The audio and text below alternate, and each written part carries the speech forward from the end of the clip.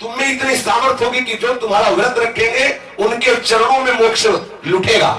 एकादशी का महत्व है, उसके सब व्रतों में सर्वश्रेष्ठ श्री एकादशी व्रत है।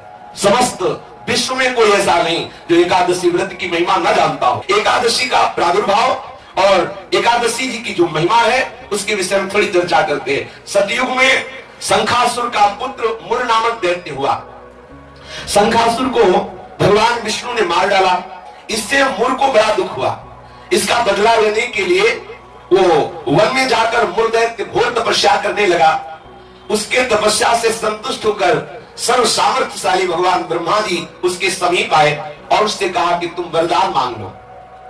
यह सुनकर मुर दैत्य बोला कि हे वरदाता नाथ, देवता, दैत्य, मुनि, मनुष्य, शिव, विष्णु और बड़े बड़े लोकपाल, दिक्पाल, जहां तक आपकी सृष्टि है, मुझे कोई समर में ना जीत सके ना कोई मार सके, ऐसा वरदान दीजिए।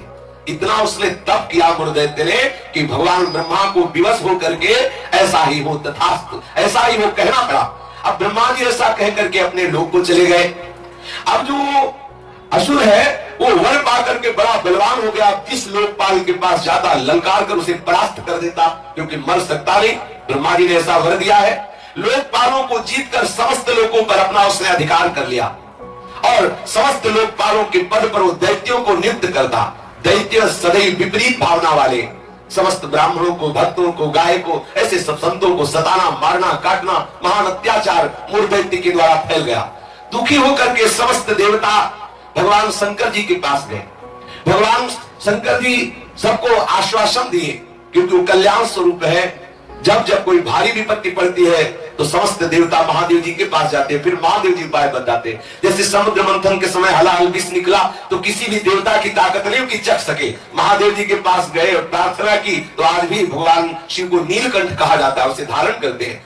यद्यपि इनकी सेवा है सृष्टि का संहार करना, पर सृष्टि की रक्षा जहां कोई नहीं कर पाता वहां ये करने के लिए बुलाए जाते। हलाहल विष पीने के लिए किसे बुलाया गया? इन्हीं को तो बुलाया गया।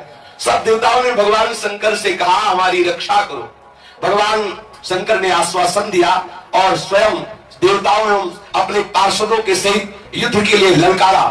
मुर दैत्य ने बहुत भयंकर युद्ध किया, लेकिन युद्ध में विजय मुर दैत्य की हुई, क्योंकि आशीर्वाद है भगवान ब्रह्मा जी का। अब देवताओं ने देखा दैत्यों की तो प्रबल सेना बढ़ती चली आ रही है। अब भगवान श्री हरि का स्मरण किया, भगवान विष्णु का कि हे नाथ, आप ही रक्षा कर सकते हो। भगवान श्री विष्णु जी ने सुदर्शन चक्र का स्मरण किया और मुर दैत्य पर प्रहार किया, पर ब्रह्मा जी के वरदान प्राप्त होने